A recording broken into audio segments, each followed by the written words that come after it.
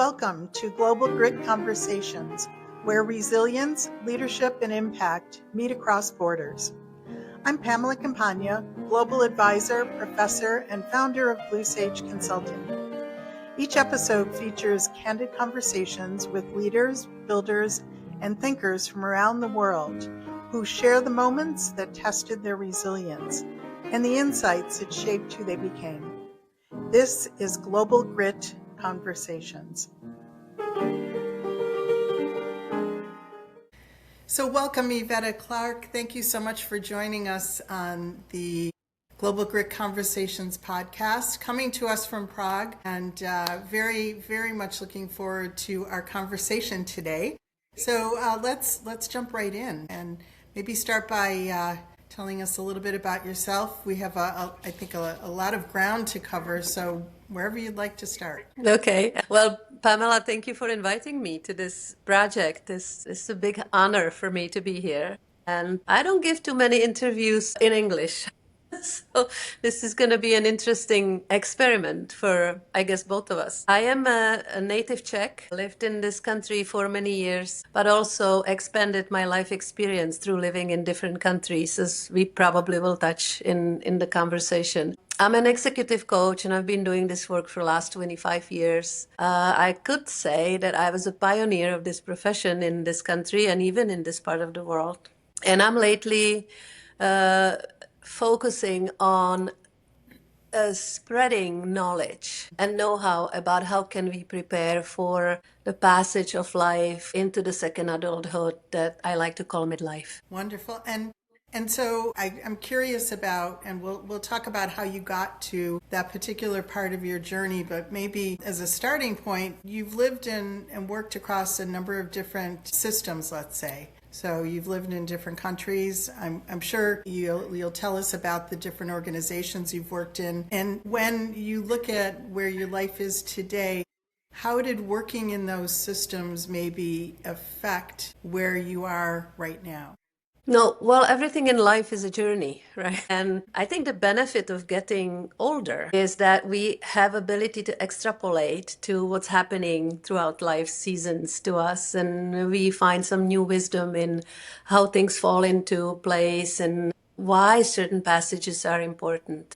So what I do is I look at my experiences more as passages, as little, nuggets along the way that certainly add something to who I am becoming. And one interesting point, I guess, is we were just talking about this a moment ago, is you and I first connected through a mutual friend who kept saying, you two need to talk. You two need to talk. And I wonder, what do you think draws people to be connected that way? I think we are all searching for answers. I think we all are curious about what this life is all about.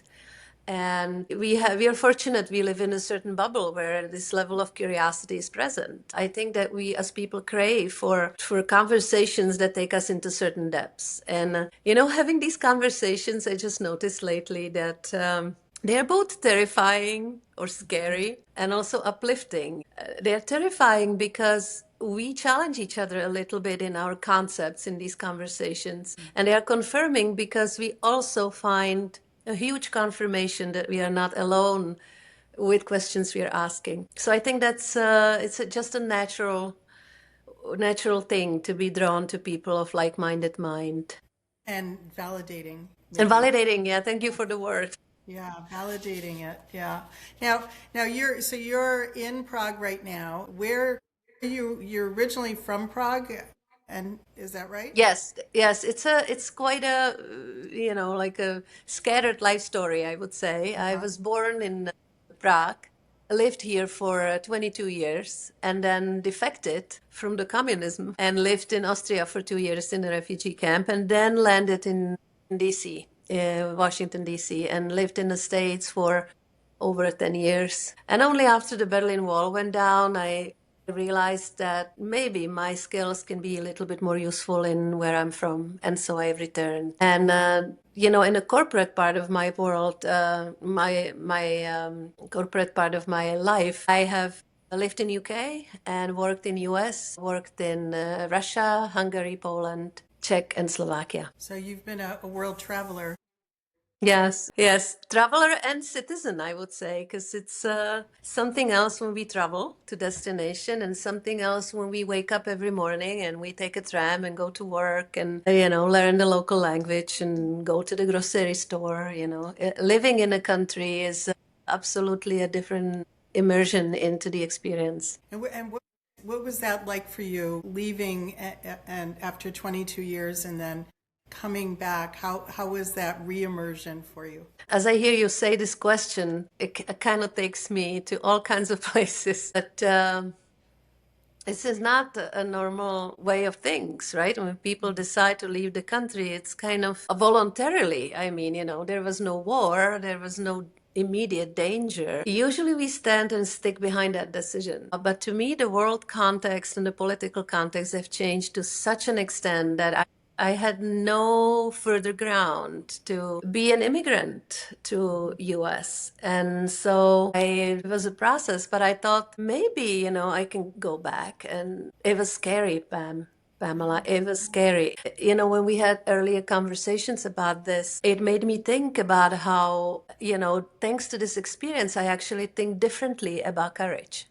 Because, a lot of people say, you left the country, you were 22 years old, you lived in a camp. It must have been really courageous. And I felt, no, it was just adventure. It was like, yeah, hey, let's see what's out there. But going back was hard. Knowing what I know now, I think the courage that's involved in this story is really measured by the level of vulnerability that I felt. I wasn't really that vulnerable leaving, although I was, but it was an adventure that was to be had. But going back, the vulnerability was much higher because I was scared how people I knew changed, how they look differently at life. Did I miss ties that I didn't cultivate? How will I fit into this new society? Knowing all this made me much more vulnerable. And I think that's why I consider that as a courage coming back. And how do you think you showed up? How do you think they saw you when you returned? That's hard to say because I'm not them. But the way I felt is I had to earn my place again. When you cut the ties, you cut the ties, and there's not much else left. And people's lives are going on while mine was going on. And I find my friends and certain people I was in contact with in different positions in life. All of a sudden, they were parents, they had husbands and wife, they had kids. They were moving into professional roles. Their life has taken them different paths, and I missed that piece. So I felt like I need to earn the trust and the belonging into the group again, and it took some time. I was just going to say the word belonging.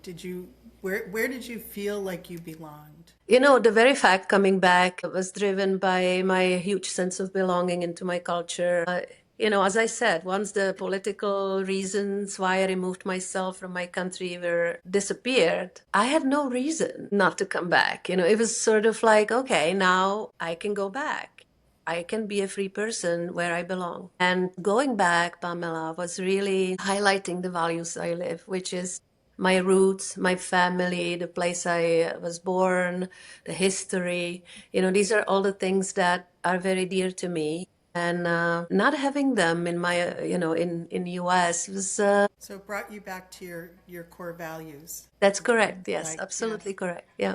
And what did you learn maybe about resilience or grit that, it sounds like this experience was one that you could not get in any sort of a formal education. So what did you learn from this? No, you don't learn that in education. I think first, remember I was 22 years old when I defected. So we look at the world differently when we only have 2 decades of life behind us. But knowing what I know now and looking back at that situation, I kind of saw myself constantly reconciling what do I believe should be happening and what is happening. I was very much confronted with insecurity, inability to predict the next course of events, and that shakes one up, right? When you live in a certain structure and you have people who support you, There's one thing that your question is making me think about, and that is very early in life, when you do something like that, then you lose all that supporting network. And I only then realized what I had. We live in a network of people who are taking care of us. And it's not only parents, it's friends, it's people it's acquaintances, people from different parts of your life, from sports, from school, from hobbies, from vacations. You have your doctors, you have your dentist, you have restaurant you like to go to. Everything is familiar. And landing in an unfamiliar place where you don't speak the language and you need to learn how to understand the culture. That was a point where I said, how do I start from scratch here? And I guess that's where resilience is built. Resilience to me is only gained in hard moments, and it's only built on life experiences. There's no other way to build resilience. And Yeah. so it's interesting that you talk about the system as being culture, being the environment. It's okay. We could stop for a sec. Yeah, I need to. It's gonna make it better, but it actually made it worse. I have this green tea and it's a little scratchy on my neck. I'm doing the same thing. How are you doing? By Good. the way, you doing okay? Good. Yeah. So, yeah, we can continue. So it's interesting that you describe the system as being the environment and the culture, it's being family. And, I also look at the definition of system from an organizational standpoint. So maybe you could talk a little bit about what's been your experience working in organizations and looking at the organizational system and especially the role of leaders in organizations, because I know that's a lot of the work that you're doing now. I don't know if you noticed that, but I think leadership is evolving in the last 20 years, obviously.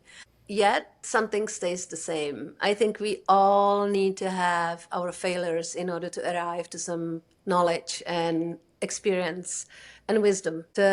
So there are things that I see are evolving in leadership, and there are things where everyone has to kind of learn from scratch. And I think that's where our role as advisors and coaches is crucial. To distinguish for what's the unique way of development and what's something that's repetitive and people need to build that from the beginning. One thing that I'd like to say about leadership, and there's so much being said all over the place, is that one thing I think is overestimated is that people in organizations are only able to watch their own process if they feel safe. And what I mean by that is that sometimes people are underestimate the leaders are underestimating that there's something happening in every individual, that people have fears, they have shame, they have all kinds of sensitivities that are not necessarily flagged, and we just don't have that kind of capacity to corporations or organizations to deal with that. And until that is dealt with, people really cannot sit down and say, what's actually happening here? Can we talk about this? Can we find a solution without being aggressive? What I mean by looking at the process is not only what we do, but also how we do it. And I wish, if I had a magic wand, I wish we somehow knew how to create little safer space.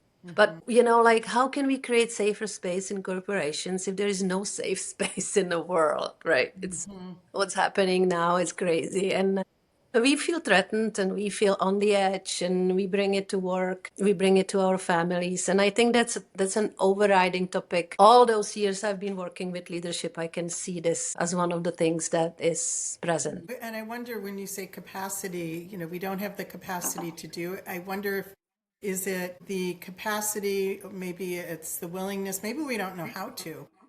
Yeah. So if you're bringing that anxiety or that worry, those concerns or distraction with you into the workplace, what are some of the techniques and some of the ways that you can create that safe environment to have conversations? And so I wonder, is it capacity? Is it having the tools, knowing how to do it? I don't know. I don't feel like I have a mandate to speak for the organization as a system, because most of my professional life in last 20 years has been working with the individuals. And I believe the individual is such a unique part of the system that, by attending to that individual element, we could actually change the system eventually. So what I'm seeing is that we really need to start with ourselves. If we are not treating ourselves with attention and care, we will never use the tools, even if they existed, which I don't know if they exist. But my experience is that if people start tending to their own mind and how it works and what are some of the limitations and stands that people assume in certain situations, if we don't increase this self-awareness, it's never going to work. And I don't know about you, but my experience is that anytime I work with the team, there's always few people who are absolutely self-aware, and then there is a number of people who don't really want to think about it. And it's not good or bad, it's just what it is. And we need to deal with these differences. So people simply are in different place. So it's very kind of hard to find common ground in this aspect. But I believe I have seen a huge change in the last 20 years in people's awareness or ability to reflect and be able to learn from their own experiences and reflect on them.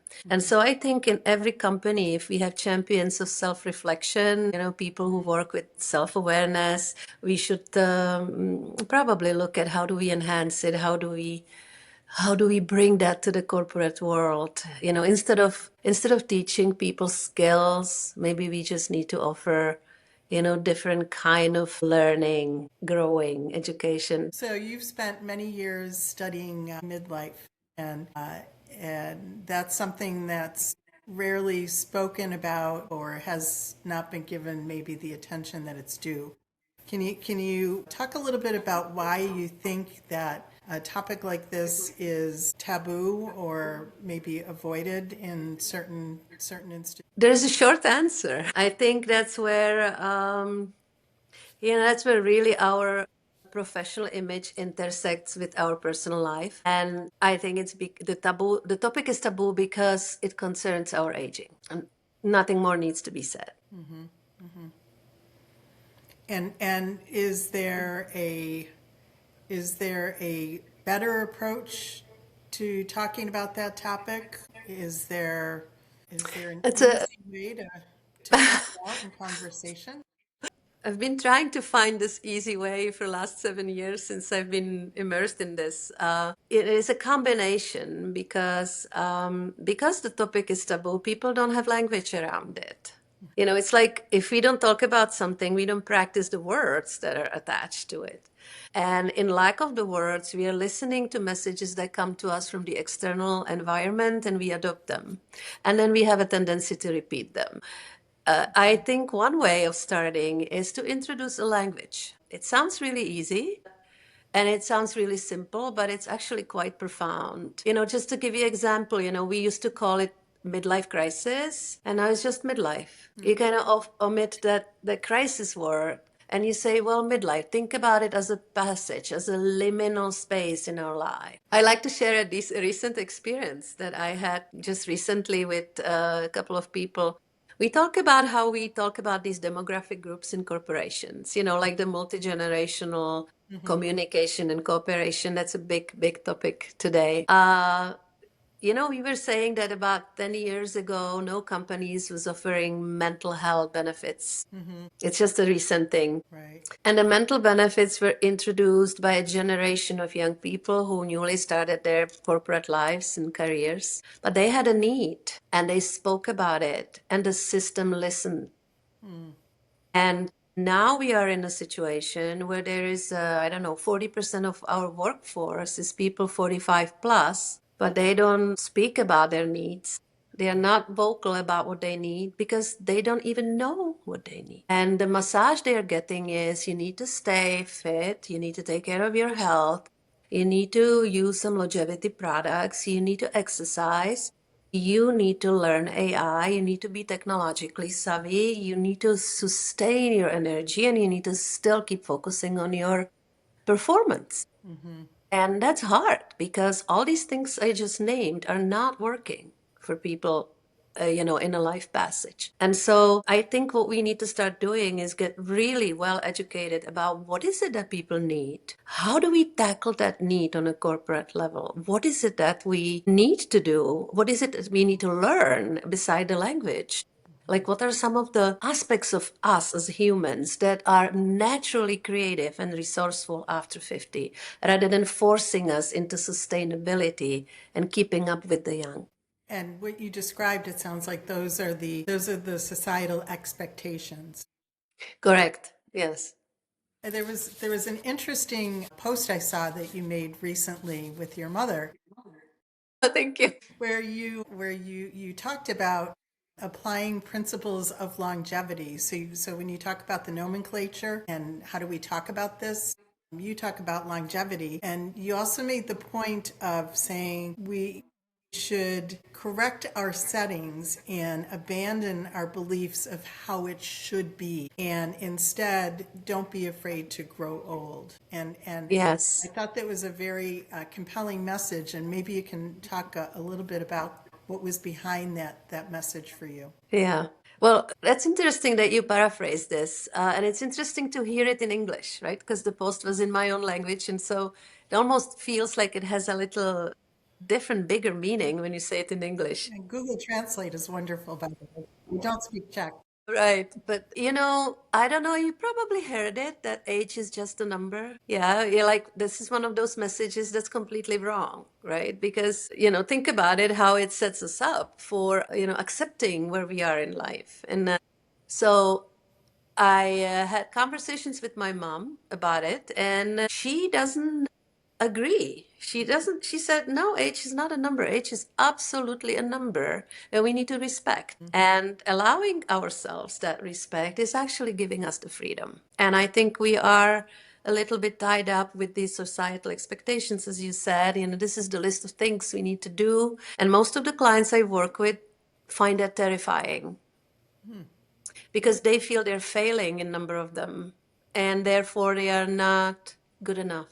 Which And the part? sense, Which part are they failing? like, you need to keep up with technology, or you need to keep learning, you need to have a learning mindset, you need to exercise, you need to walk x amount of steps every day, you need to watch your diet, you need to take your pills and supplements. There are people who say, I don't like exercising, and if I don't exercise, I feel like I don't belong, or I'm failing at my life. And so I think that's we are a little bit off with what are the messages we are actually sending. Like, there is so many, how would I say this? There is so many value propositions that we can naturally make in this life that are not the same as the value propositions of people 20 years younger. And my ideal world would be where we take that younger generation with their natural skill set and value that they add into the society, and we add the other generation and we combine it into a whole thing. Like, here we've got all that performance and achieving and researching and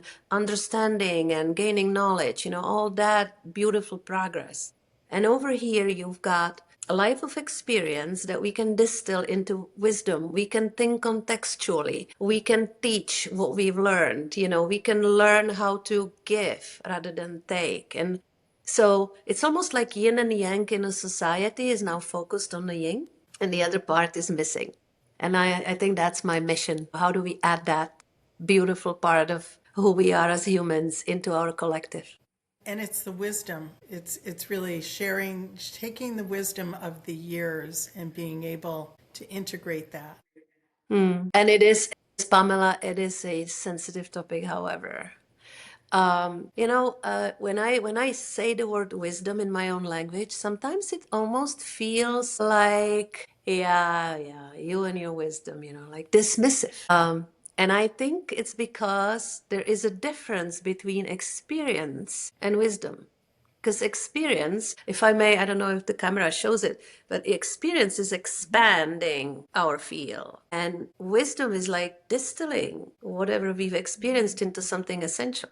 So it's a completely different skill. Very often The argument some recruiters are using is, we need people with experience, and we're going to tap into your experience. And I think we have AI for experience. We don't need midlifers. What I think we need midlifers for is people who are skilled in distilling the experience into an essence so that it's applicable across fields in a human society. And another skill that we don't have and we need to learn is, how do you share that essence in a right form, in a right content, and in a right time?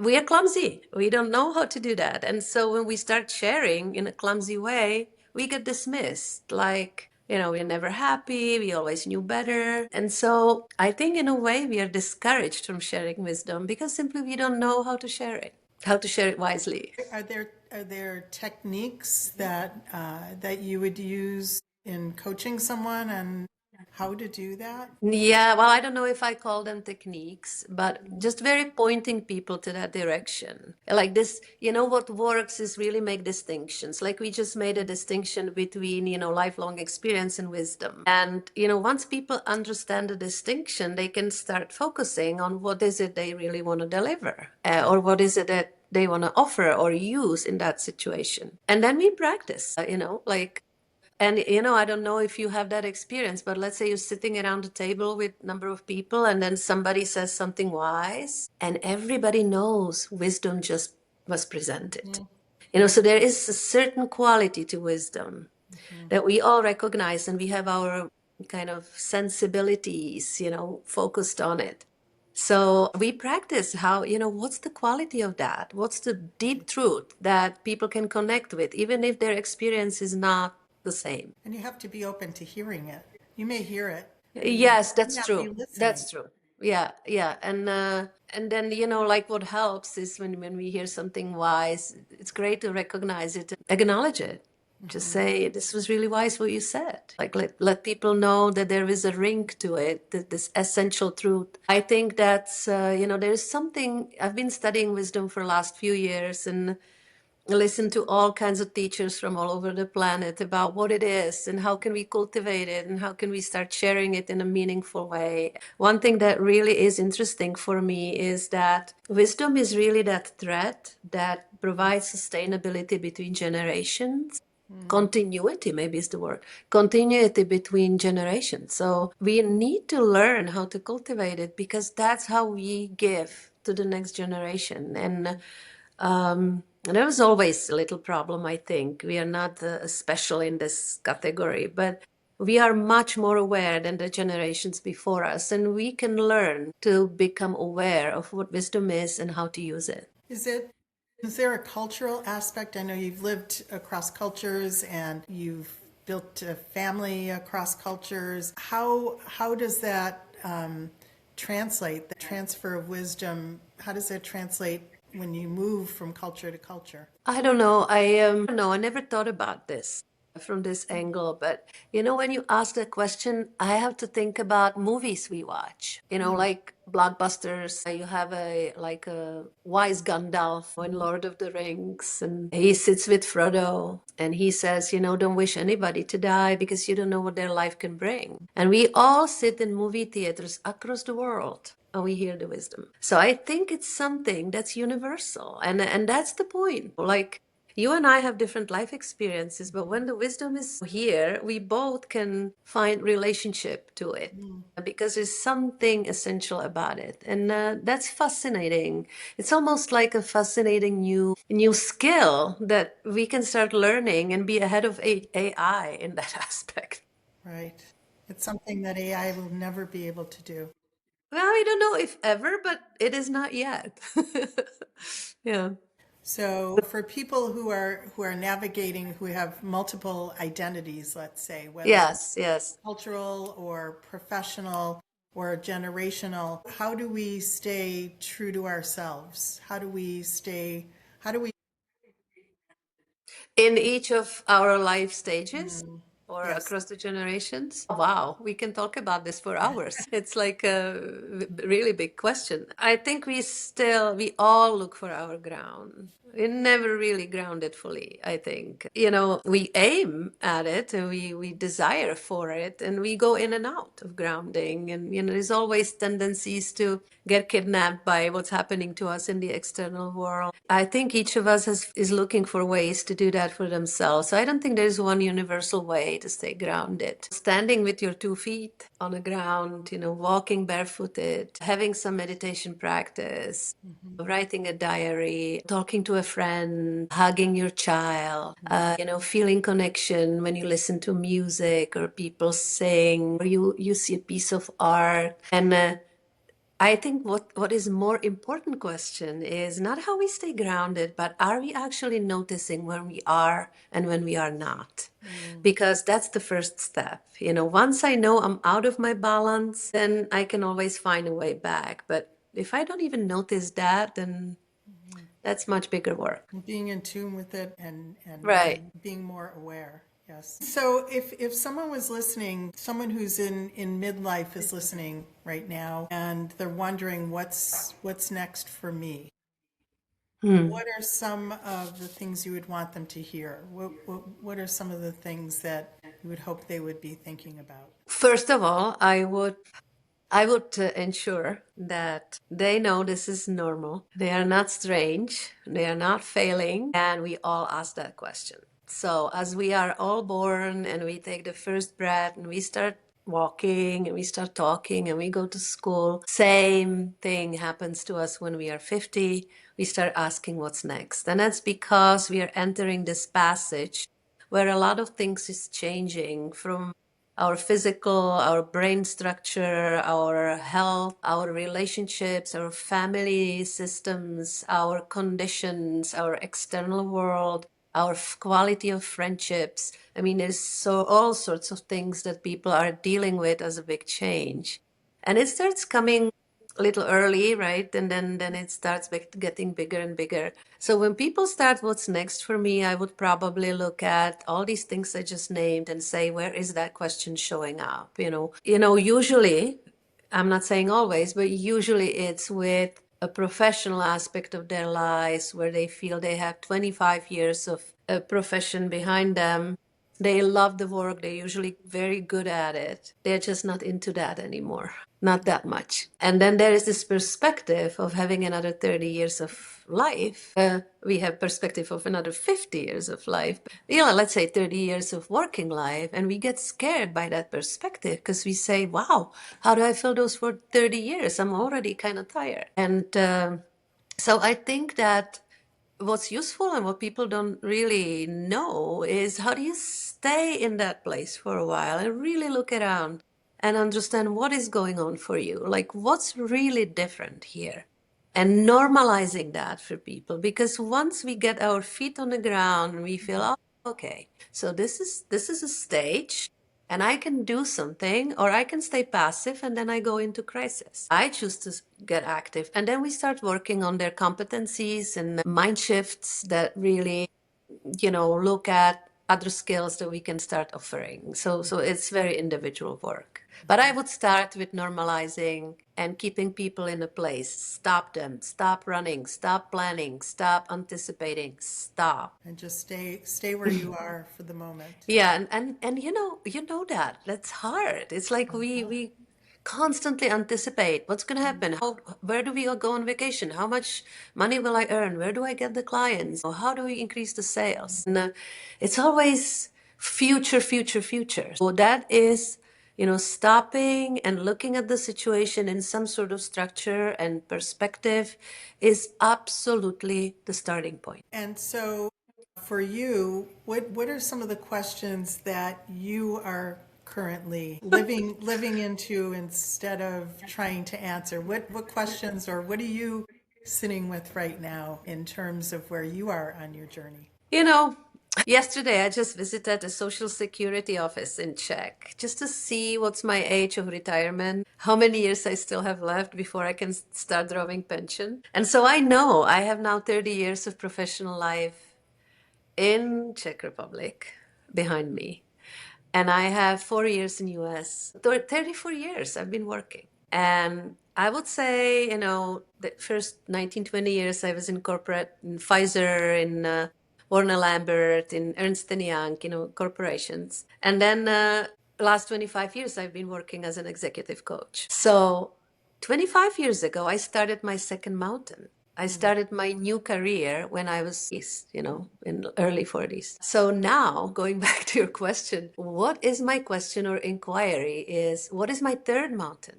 Because I don't know. I mean, if we do something for 25 years, maybe we need to change something. Maybe we need to get a new bread. So I'm asking, what is my next thing? What's my next project? And you're And I don't okay know. sitting with it and I'm not sitting with knowing. it. Yes, yes. And for people who are action oriented, results driven, that may be uncomfortable. Just sitting with it and not knowing. Yes.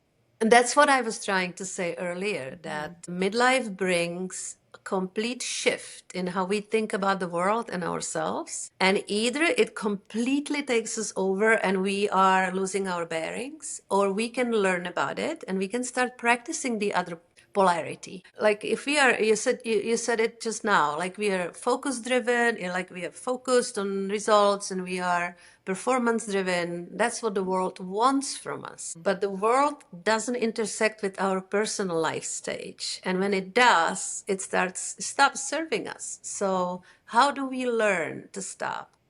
Some of my clients are dismissive when we talk about slowing down.